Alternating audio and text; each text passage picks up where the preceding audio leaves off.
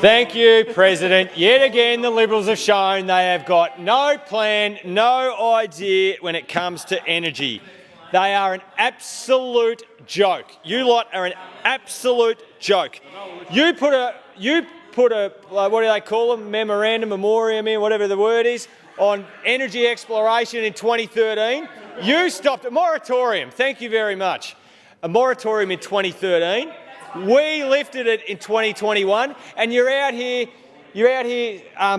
like you bring no plan, no substance, no energy policy to the table. There is absolutely no plan you bring.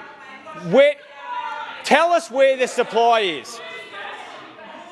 Tell us where the supply is going to come from for decades and decades of supply in this state. Listen to this, mate. 40% of electricity in this state comes from renewables. If it had been up to you lot, there'd be none. If it had been up to you lot, there'd be absolutely none. We need 170 to 210 petajoules of gas per annum in this state. Now, we know that there are not the supplies here to meet that into the future. So the logical thing to do is to reduce demand. We talked yesterday about the VEU and reducing demand on our electricity system, how that reduces the price across the entire network. Now, the work that Minister D'Ambrosio has, I would say, unfortunately because of the gutter politics of that side, has courageously done, because any action draws this ideologically bizarre reaction, has been to ensure that there is a plan.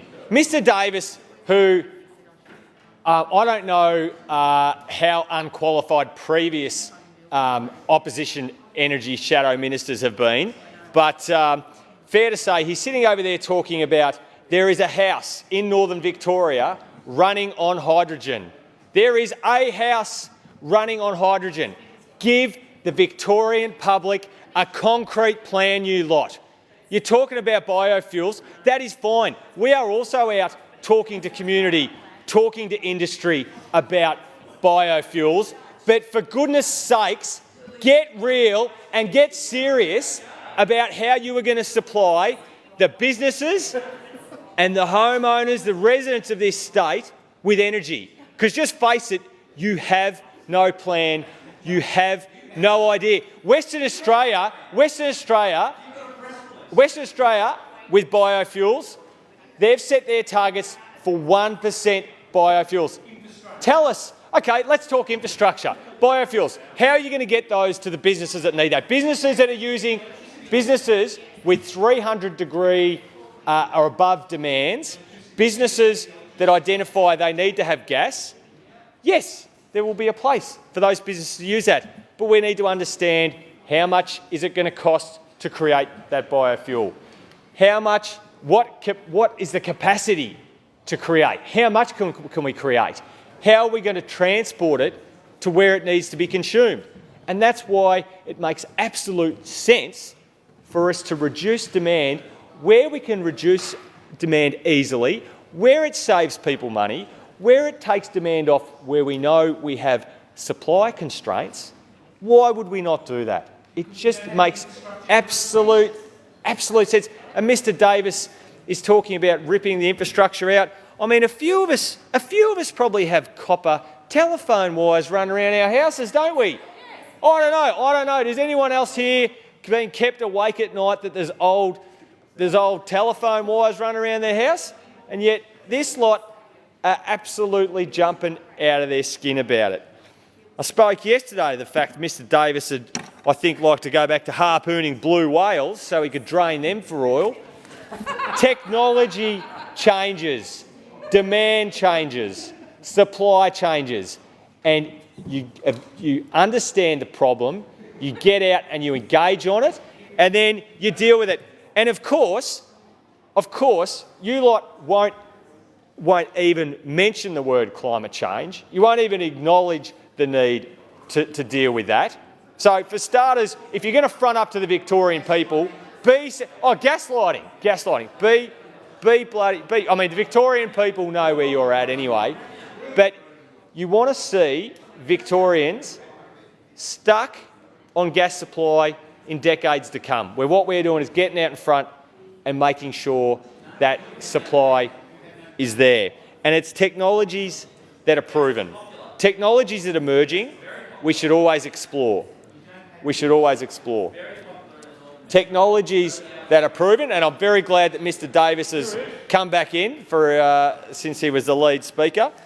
The technologies that are emerging, we explore, and that's why, as I've said, Minister D'Ambrosio is talking with industry, talking with community about biogas and the role that they can play.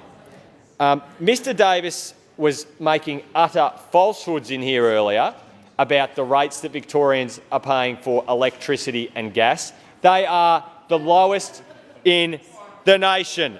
Mr Davis, on a point of order. Accused me of using falsehoods. I actually sourced the material that I used to the St Vincent's tracker and Gavin Duffy's work. Now, these prices on gas and electricity, they were not falsehoods, they were accurate. You're just debating. Now, I asked the member to withdraw the claim that they were falsehoods.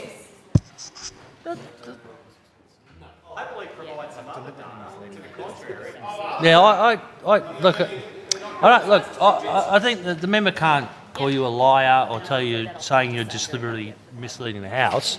I don't think that he's got to that point. So what I think. Yeah, good, because that'll take us to 12 o'clock. Mr Crozier. President, I mean, Mr McIntosh did accuse Mr Davis of a falsehood. He didn't actually say what you said, but he asked him to withdraw, and I think that is fair enough.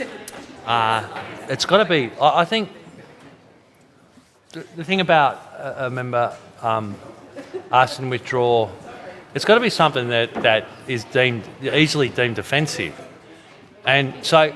But yeah, I think because it's question time now, and Mr McIntosh's contribution won't be maybe after lunch.